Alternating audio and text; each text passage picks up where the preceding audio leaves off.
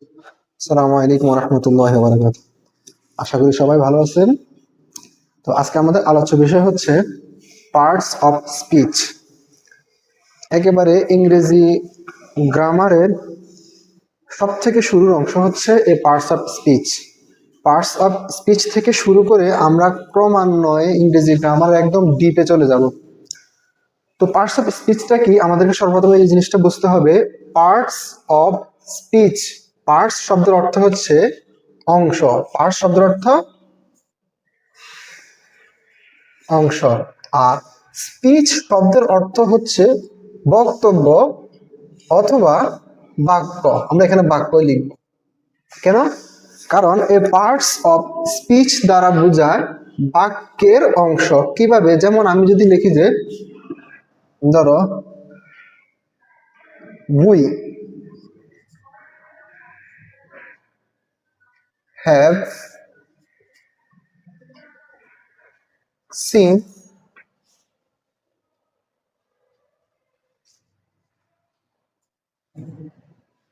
রহিম, আমরা রহিমকে দেখেছি।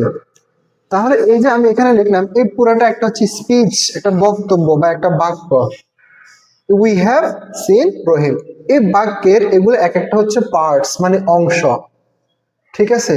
তাহলে এই যে পুরো একটা স্পিচের বা পুরো একটা বাক্যের এই যে এই শব্দগুলোকে এক একটা অংশ বলি না, এগুলোকে বলা হয় পার্টস অফ স্পিচ। মানে পার্টস মানে অংশ, স্পিচ মানে বাক্য, অর্থাৎ এই স্পিচের পার্টস মানে parts of speech.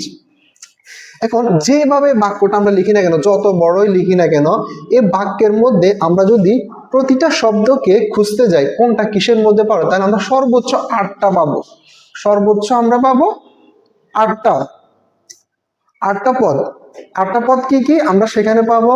Noun, pronoun, adjective, verb, adverb, preposition, conjunction, interjection. এর বাহিরে আর কোনো ধরনের পার্টস অফ স্পিচ নাই। এখন তাহলে আমরা যে এই শব্দ, এই যে এই পদগুলো আমরা যে কোনো একটা বাক্যের মধ্যে পাই, এগুলাকে আমরা পার্টস অফ স্পিচ বলে থাকি। তাহলে এখন এই যে আমি এখানে এই একটা স্পিচের মধ্যে এই যে একটা পার্টস, তাহলে এটা কোন পার্টসের অন্তর্ভুক্ত? এটা হচ্ছে প্রনাউনের অন্তর্ভুক্ত। আমরা যখন প্রনাউন নিয়ে কথা বলবো, অর্থাৎ সর্বপ্রথম আমরা নাউন, এরপরে প্রনাউন, এরপরে adjective, verb, adverb, preposition, conjunction, interjection, এভাবে সবগুলো আমরা ধীরে ধীরে আলোচনা করব। ঠিক আছে? আমি আপাতত বুঝাই দিচ্ছি যে পার্টস অফ স্পিচটা কি। এই যে এই জিনিসটা, ঠিক আছে, এখানে এটাকে আমরা অক্সিলারি ভার্ব বলতে পারি, বা এটা ভার্বের অন্তর্ভুক্ত। এই দুটোটা হচ্ছে এই ভার্বের অন্তর্ভুক্ত। একটা হচ্ছে মেইন ভার্ব আর একটা হচ্ছে অক্সিলারি ভার্ব। আর এই যে এখানে রহিম দেওয়া আছে, এই রহিমটা হচ্ছে এখানে নাউন। তাহলে আমরা এই যে একটা বাক্য লিখলাম, এই বাক্য বা একটা স্পিচ, এই স্পিচের প্রত্যেকটা অংশকে একটা পার্টস অফ স্পিচ বলে। তো তাহলে পার্টস অফ স্পিচ কাকে বলে?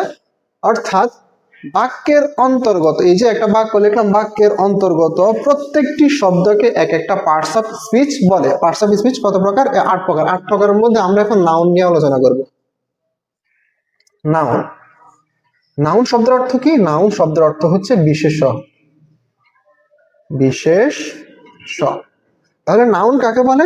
যেহেতু এখানে বিশেষ্য, বিশেষ্য মানে এখানে নাম বোঝাচ্ছে, তার মানে কোনো কিছুর নাম কি, যে কোনো জিনিস, যে কোনো ব্যক্তি হোক, বস্তু হোক, বা যে কোনো ধরনের জিনিস হোক, যদি ওইটার নাম ধরে ডাকা হয় বা ওই জিনিসের নামটাকে আমরা নাউন বলে থাকি।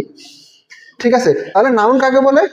নির্দিষ্ট কোনো নাউন কাকে বলে? তাহলে আমরা যে কোনো ধরনের ব্যক্তি, বস্তু বা যে কোনো জিনিসকে আমরা নাউন বলতে পারি, বা এক কথায় বলতে পারি যে কোনো জিনিসের নামকে আমরা নাউন বলি।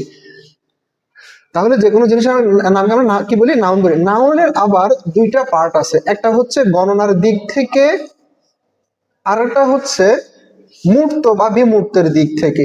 গণনার দিক থেকে যেমন কেমন? গণনার দিক থেকে আমরা দুই ভাগে ভাগ করি। এটা হচ্ছে গণনার দিক থেকে, গণনার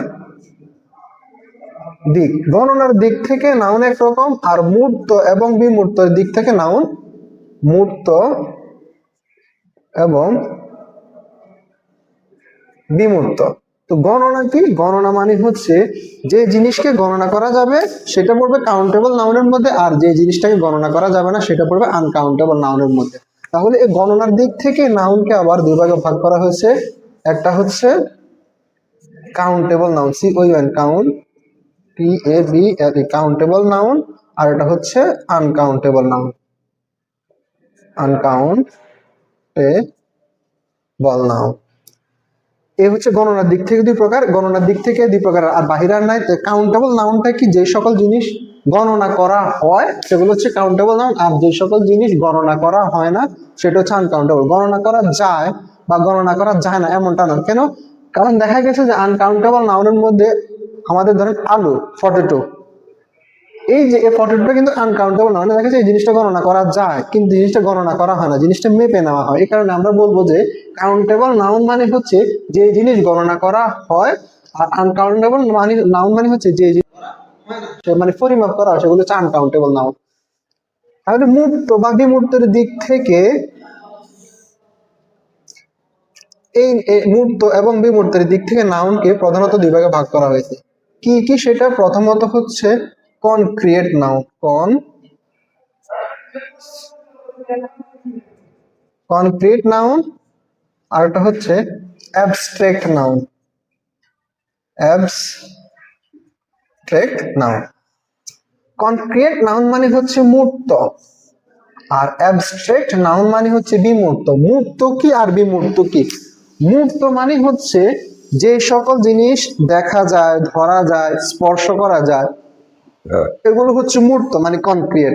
আর বিমূর্ত মানে হচ্ছে যে সকল জিনিস দেখাও যায় না, ধরাও যায় না, স্পর্শ করা যায় না, মানে এক কথায় শুধুমাত্র অনুভব করা যায়। ঠিক আছে?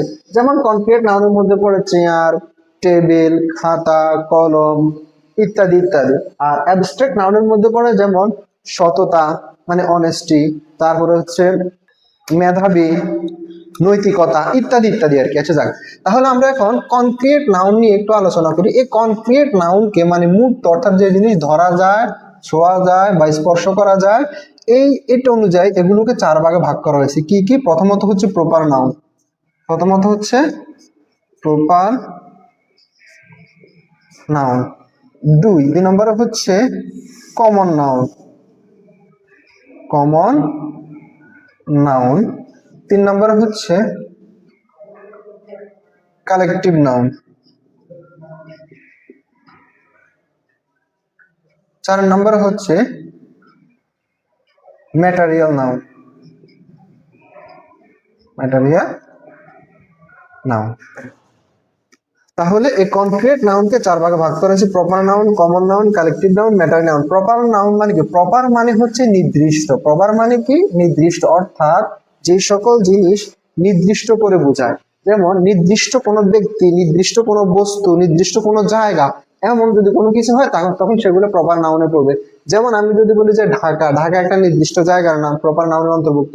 তারপর আমি যদি কোনো একজন ব্যক্তির নাম ধরে ডাকি সাইমন, মিজান ইত্যাদি ইত্যাদি, এগুলা হচ্ছে প্রপার নাউনের অন্তর্ভুক্ত। কেন? এগুলো নির্দিষ্ট করে ব্যক্তির নাম। বস্তুর ক্ষেত্রে তো হচ্ছে ধরেন যে কোনো একটা নির্দিষ্ট বস্তুকে যদি আমরা বলি দি টেবল, তারপরে দি বোর্ড, দি ফ্যান, এই যে নির্দিষ্ট করে বলতেছে ব্যক্তি বা বস্তু, এগুলো নির্দিষ্ট করে বস্তুগুলো বলতেছে, এগুলো হচ্ছে common noun, proper noun, sorry, এগুলো হচ্ছে প্রপার নাউন। তাহলে প্রপার নাউনের সংজ্ঞা কি?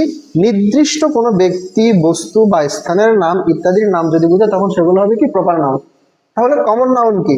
কমন নাউন হচ্ছে এক জাতীয় কোনো কিছুকে বোঝালে, সেটা ব্যক্তি হোক, বস্তু হোক, পশু প্রাণী হোক, যেটাই হোক, এক জাতীয় হতে হবে, ওই জাতির মধ্যে অন্তর্ভুক্ত, পুরো জাতিকে বোঝায় তখন সেটা হবে কমন নাউনের অন্তর্ভুক্ত। যেমন আমি যদি বলি যে ম্যান, ম্যান বলতে একজন মানুষ বা একজন ব্যক্তিকে নির্দিষ্ট করে বোঝাচ্ছে না, ম্যান বলতে সকল মানুষ জাতিকে বোঝাচ্ছে। তাহলে এক জাতীয় সকল কিছুকে যখন বোঝাবে তখন সেটা পড়বে কমন নাউনে। যেমন আমি যদি বলি যে বার্ড, বার্ড বলতে যদি সকল পাখিকে বোঝায় তখন সেটা বলবে কমন নাউনের অন্তর্ভুক্ত। কাউ সকল গরুকে বোঝালে তখন সেটা বলবে কমন নাউনের অন্তর্ভুক্ত। শিপ সকল ভেড়াকে বোঝাতে তখন সেটা কমন নাউন। আর আমরা যদি বলি ফ্লক অফ শিপ মানে হচ্ছে ভেড়ার পাল, তখন কিন্তু সেটার কমন নাউনে পড়বে না, কারণ তখন ভেড়ার পাল বলতে সমগ্র ভেড়াকে বোঝাচ্ছে না, কিছু ভেড়াদের মধ্যে কিছু সংখ্যক ভেড়াকে, এক ঝাঁক বা এক পালকে বোঝাচ্ছে, তখন সেটা কালেকটিভ নাউনে পড়বে। আচ্ছা, এ হলো কমন নাউন। তাহলে কালেকটিভ নাউন কি?